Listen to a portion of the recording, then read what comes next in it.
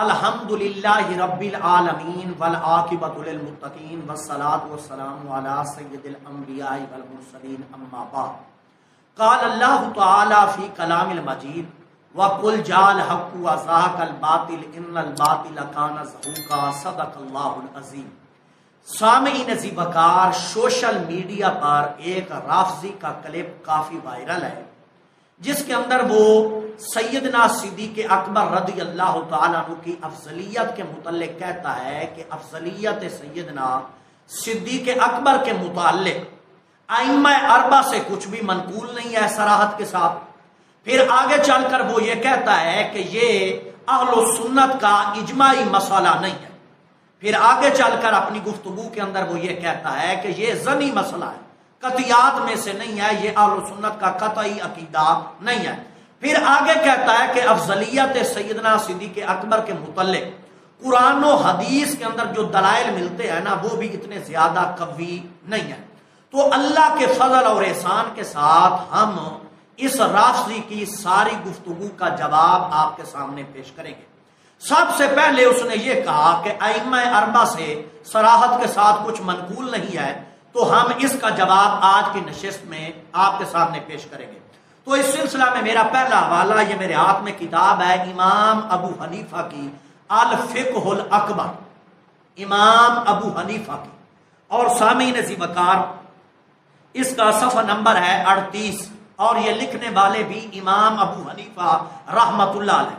امام ابو حنیفہ رحمت اللہ علیہ فرماتے ہیں قال الامام ابو حنیفہ، امام ابو حنیفہ رحمت اللہ علیہ فرماتے ہیں افضل الناس بعد النبیین، آپ فرماتے ہیں کہ انبیاء کے بعد افضل ترین شخصیت ابو بکر الصدیق، فرماتے ہیں حضرت ابو بکر صدیق رضی اللہ تعالی عنہ ہے۔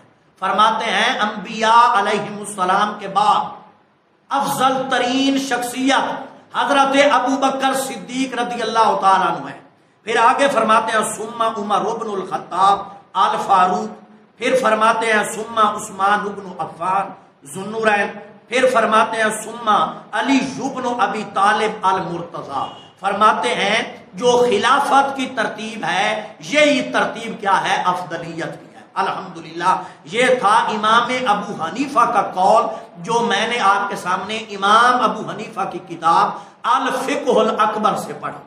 اب میرا اس سے اگلا حوالہ امام مالک رحمت اللہ علیہ، یہ میرے ہاتھ میں کتاب ہے المدونۃ الکبریٰ اور یہ بیروت لبنان کی چھپی ہوئی ہے، اس کی 4تھی جلد ہے اور اس کے لکھنے والے ہیں الامام سہنون بن سعید رحمت اللہ علیہ۔ پہلے میں ان کا ترجمہ پیش کرتا ہوں تاکہ کالا کیلا کی گنجائش نہ رہے۔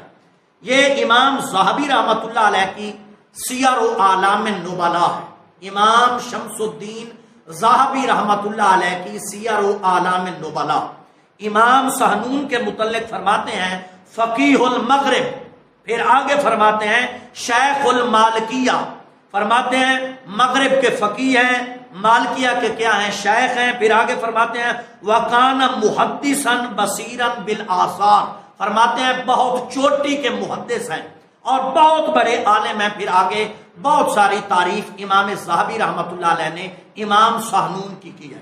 اور پھر یہ جو روایت امام مالک کی میں پڑھوں گا آپ کے سامنے، اس کے اگلے راوی ہیں امام عبد الرحمن بن قاسم، میں ان کا ترجمہ بھی پیش کر دیتا ہوں۔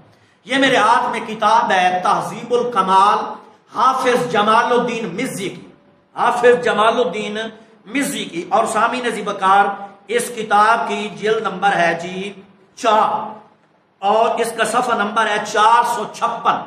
عبد الرحمن بن قاسم کے ترجمہ کے اندر امام مزی رحمت اللہ علیہ نقل فرماتے ہیں قال ابو زرع، حافظ ابو زرع فرماتے ہیں مصری ثقۃ رجل صالح، کہ مصری ہیں، ثقہ ہیں اور رجل صالح ہیں۔ پھر آگے امام نسائی کا قول نقل کرتے ہیں وقال النسائی ثقۃ، پھر فرماتے ہیں امام حاکم کہتے ہیں ثقہ ہے، امام خطیب بغدادی فرماتے ہیں ثقہ ہے۔ الحمدللہ یہ ساری سند کیا ہے؟ صحیح ہے۔ اب میں آپ کے سامنے المدونۃ الکبریٰ سے امام مالک کا قول بھی پڑھ دیتا ہوں۔ امام مالک سے افضلیت سیدنا صدیق اکبر کے متعلق جب سوال ہوا تو امام مالک فرماتے ہیں قال عبد الرحمن بن قاسم فرماتے ہیں یہ امام مالک کے شاگرد ہیں، فرماتے ہیں کہ میں نے سوال کیا، سألت مالکا عن خیر الناس بعد نبیہم، میں نے امام مالک سے سوال کیا کہ انبیاء کے بعد افضل ترین شخصیت کون سی ہے؟ دوبارہ سنیے گا، فرماتے ہیں سألت مالکا، میں نے مالک سے سوال کیا، عن خیر الناس بعد نبیہم، کہ انبیاء کے بعد افضل کون ہے؟ میں نے سوال کیا امام مالک رحمت اللہ علیہ سے، قال، آپ نے فرمایا ابو بکر، فرمایا کیا انہیں؟ ابو بکر صدیق ہیں۔ انبیاء علیہ السلام کے بعد افضل ترین شخصیت کون ہے؟ حضرت سیدنا ابو بکر صدیق رضی اللہ تعالیٰ عنہ۔ الحمدللہ اس کی سند بھی کیا ہے؟ صحیح ہے۔ تمام روات کا ترجمہ بھی میں نے آپ کے سامنے پیش کر دیا۔ اب آگے چلتے ہیں امام شافعی کے قول کی طرف۔ یہ میرے ہاتھ میں امام بہقی کی کتاب ہے الاعتقاد، اور سامعین ذیبکار یہ مصر قاہرہ کی چھپی ہوئی ہے، الاعتقاد امام بہقی رحمت اللہ علیہ، اور سامعین ذیبکار اس کا صفحہ نمبر 461 ہے۔ کئی اسناد کے ساتھ امام شافعی رحمت اللہ علیہ سے یہ قول افضلیت سیدنا صدیق اکبر رضی اللہ تعالیٰ عنہ والا امام بہقی نے نقل فرمایا، اور امام بہقی فرماتے ہیں میں نے اپنے استاد حافظ امام حاکم سے سنا۔ امام حاکم کے ترجمہ پیش کرنے کی حاجت ہی نہیں، ثقہ ثبت امام ہے، تمام احباب جانتے ہیں۔ پھر آگے فرماتے ہیں میں نے اپنے استاد ابو العباس سے، وہ بھی ثقہ اور مشہور محدث ہے، ہاں وہ فرماتے ہیں میں نے ربیع بن سلیمان سے سنا۔ اب ربیع کا ترجمہ میں آپ کے سامنے پیش کر دیتا ہوں۔ یہ میرے ہاتھ میں پھر تہذیب الکمال ہے، حافظ جمال الدین مزی رحمت اللہ علیہ، تہذیب الکمال، اور سامعین ذیبکار اس کی جلد نمبر 2 ہے۔ اب میں ربیع جو کہ شاگرد ہیں امام شافعی رحمت اللہ علیہ کے، ان کا ترجمہ پیش کرنا لگا۔ قال النسائی، امام نسائی فرماتے ہیں لا باس بہ۔ پھر آگے خطیب بغدادی فرماتے ہیں کان ثقۃ۔ پھر فرماتے ہیں ذکرہ ابن حبان فی کتاب، امام ابن حبان نے اپنی کتاب الثقات کے اندر ان کا ذکر فرمایا۔ الحمدللہ ربیع ابن سلیمان بھی جو ہیں وہ بھی کیا ہیں؟ ثقہ ہیں۔ اور ربیع اپنے استاد امام شافعی رحمت اللہ علیہ سے روایت فرماتے ہیں۔ اب میں آپ کے سامنے الاعتقاد سے امام بہقی رحمت اللہ علیہ نے جو قول نقل کیا ہے امام شافعی کا پڑھ کے سنا دیتا ہوں۔ آپ فرماتے ہیں افضل الناس بعد رسول اللہ صلی اللہ علیہ وسلم، انبیاء کے بعد آقا کریم صلی اللہ علیہ وآلہ وسلم کے بعد افضل ترین شخصیت فرماتے ہیں ابو بکر، حضرت ابو بکر ہے۔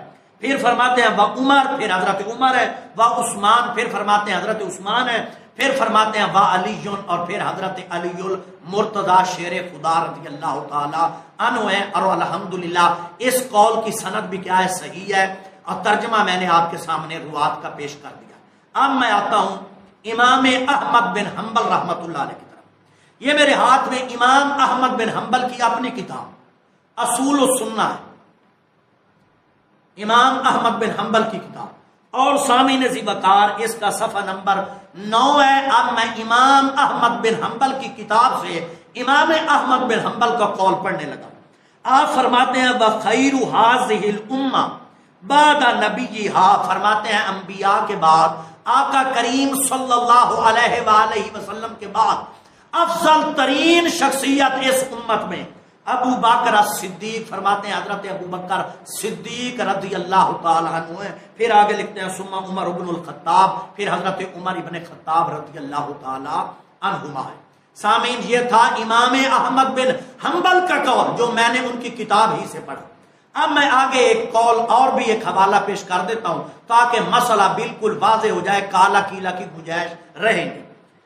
سامعین یہ میرے ہاتھ میں کتاب ہے الفتح المبین، اس کے لکھنے والے امام الحرمین العلامہ الفقیہ الحافظ السید احمد بن زینی دہلان مکی رحمت اللہ علیہ، جو کہ چوٹی کے محدث ہیں، امام الحرمین ہیں۔ اور سامعین ذیبکار اس کتاب کا صفحہ نمبر 64 ہے۔ امام زینی کیا فرماتے ہیں؟ فرماتے ہیں اتفق الائمۃ الاربعہ، کہ ائمہ اربعہ کا اس بات کے اوپر اجماع ہے۔ امام زینی فرماتے ہیں کہ اتفاق ہے اس بات کے اوپر، کس بات کے اوپر؟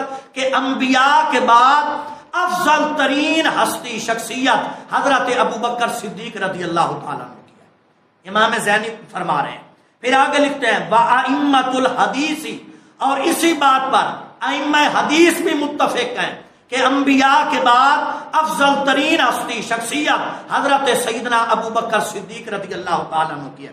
پھر آگے مثال دیتے ہیں، مثل البخاری والمسلم، امام بخاری کا بھی یہی قول ہے، امام مسلم کا یہ بھی قول ہے، یہی قول ہے۔ پھر آگے فرماتے ہیں وَبَقِيَةِ أَصْحَابِ الْكُتُبِ السِّتَّةِ، اسی طرح کتب صحاح ستہ کے جو تمام لکھنے والے ہیں ان کا بھی یہی قول ہے۔ پھر آگے فرماتے ہیں وَغَيْرَهِمْ ائمۃ السلف، اور تمام اسلاف کا بھی یہی قول ہے۔ پھر آگے فرماتے ہیں وَبَقِيَةِ أَهْلِ السُّنَّةِ وَالْجَمَاعَةِ علی ھذا الاعتقاد، اور یہی عقیدہ تمام اہل سنت و جماعت کا ہے کہ انبیاء کے بعد افضل ترین شخصیت جو ہے اس امت کے اندر وہ حضرت سیدنا صدیق اکبر رضی اللہ تعالی عنہ کی ہے۔ تو سامعین عزیز وقار، آپ نے سنا اس نشست کے اندر میں نے ائمہ اربعہ کے اقوال سے یہ ثابت کیا کہ انبیاء کے بعد افضل ترین شخصیت جو ہے اس امت کے اندر وہ حضرت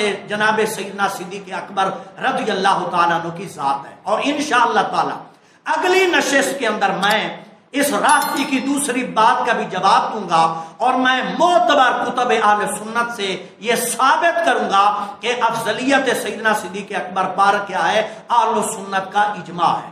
وما علیہ الا البلاغ۔